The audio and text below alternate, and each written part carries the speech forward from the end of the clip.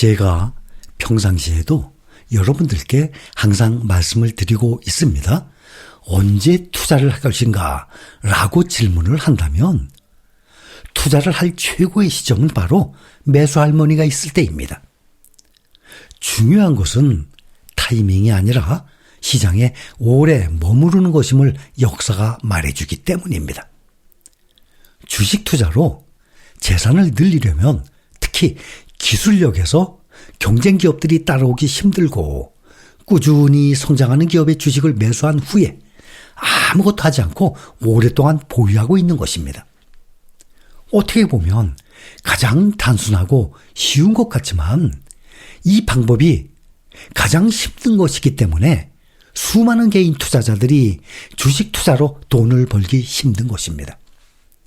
주식 투자의 단점, 심한 변동성에 마음이 흔들리지 않고 꾸준히 오랫동안 보유를 한다는 것은 결코 쉬운 일이 아니기 때문입니다.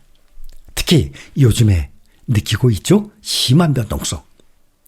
주식 투자로 성공한 대부분의 사람들은 거의 모두가 이 몇 개의 훌륭한 기업들의 주식을 매수한 후에 그냥 보유하고 있었던 결과입니다. 그래서 주식 투자로 돈을 번다는 것은 사고 파는 데 있는 게 아니에요. 오히려 기다리는 데 있는 것입니다. 미국 증시가 트럼프 대통령의 관세 유예 발표로 폭등을 했죠. 그런데 단 하루 만에 다시 급락세로 돌아섰습니다. 미국과 중국 간 세계 강대국이죠. G2 간의 이 관세 전쟁 수위가 점점 높아지면서 미국 주식시장이 또다시 큰 하락장을 연출했습니다. 그동안 일반 미국인들과 또 미국 시장에 투자를 하고 있는 전 세계인들 또 월가 전문가 모두 미국 주식의 꾸준한 우상향 상승세에 오랫동안 익숙해 왔었습니다. 하락장이 뛰어들게 되면 그때 매수하는 것은 언제나 효과가 있었습니다. 또 종종 거의 즉시 또 나타나기도 했었습니다. 위기의 순간마다 미국 정부는 강력한 대응을 통해서 경기 부양책을 발표하고 또 시장을 진정시킬 준비를 해왔었습니다. 그런데 요즘의 시장은 저가 매수를 하게 되면 또다시 더 큰 하락이 계속 반복되고 있습니다. 올해는 거의 한 세기 만에 저점 매수 전략, 여기에 가장 나쁜 한 해로 지금 흘러가고 있는 중입니다. 올해 초만 해도 많은 사람들이 올해도 23, 24년도 2년 동안에 특히 나스닥은 2배 이상 올랐습니다. 올해도 미국 예외주의가 시장에 나타날 것이다 라고 예상을 했었습니다. 미국 주식이 전 세계 다른 지식들을 앞지르는 이 경쟁을 앞으로도 계속할 것이라는 기대가 컸었습니다. 백악관이 관세 불확실성을 해소하기 위해서 아직 충분한 조치를 취하지 않아서 주식시장이 지속 가능한 상승세를 보이는데 지금 어려움을 겪고 있습니다. 관세 불확실성은 기업이 헤쳐나가기 힘든 문제이기 때문입니다. 이 관세 문제는 정부가 주도를 해야 할 문제지 기업은 도저히 손을 쓸 수 없는 상황입니다. 이로 인해서 기업들이 신규 채용을 중단을 하게 되고 사업 확장도 또 중단을 하게 되죠. 여러 가지 비용들을 절감하게 됩니다.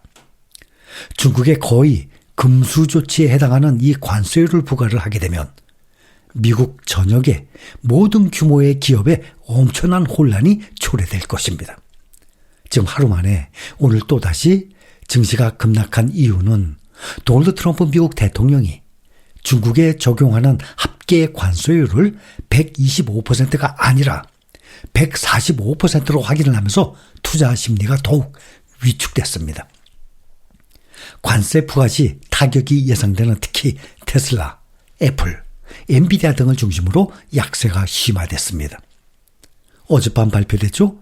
미국의 3월 CPI 소비자 물가지수 좋게 나왔습니다. 시장 기대치를 하회했음에도 증시 하락을 막지 못했어요. 물가 안정 신호에도 증시 하락세가 멈추지 않았습니다. 우리나라 시간으로 어젯밤 9시 30분 항상 장 열기 1시간 전에 발표를 하죠.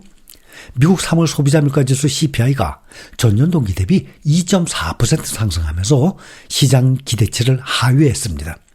이것은 21년 2월 이후 무려 4년 만에 가장 낮은 수준이에요. 하지만 이것은 관세가 반영되지 않은 수치지 않습니까?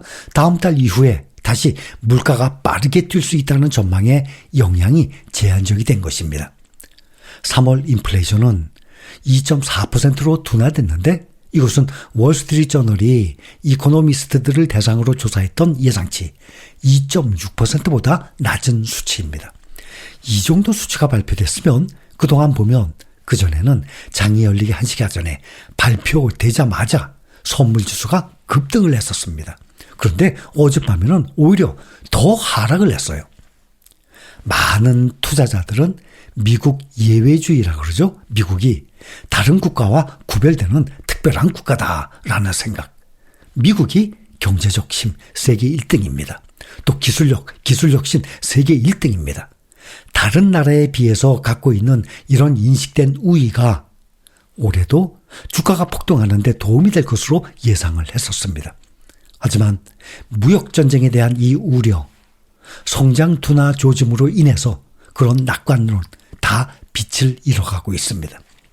특히 세계 최대 경제대국 두 곳 간의 이 무역전쟁이 격화되면서 암울한 현실로 바뀌고 있습니다. 지금 트럼프 대통령의 말 한마디 한마디가 전 세계 증시에 큰 영향을 미치고 있습니다.